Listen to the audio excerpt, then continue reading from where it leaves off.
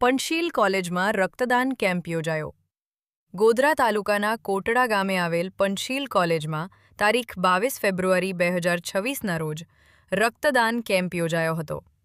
પંચશીલ college, Laxminarayan દેવ યુવક મંડળ, સ્વામિનારાયણ મંદિર અને ઇન્ડિયન રેડ ક્રોસ સોસાયટી ગોધરાના સંયુક્ત ઉપક્રમે રક્તદાન કેમ્પનું આયોજન કરવામાં આવ્યું હતું. આર્ટ્સ, કોમર્સ અને નર્સિંગના કુલ 222 વિદ્યાર્થીઓએ રક્તદાન કર્યું હતું. આ રક્તદાન કેમ્પ ખાસ કરીને કેન્સર અને થેલેસેમિયા ગ્રસ્ત દર્દીઓના લાભાર્થે યોજવામાં આવ્યો હતો.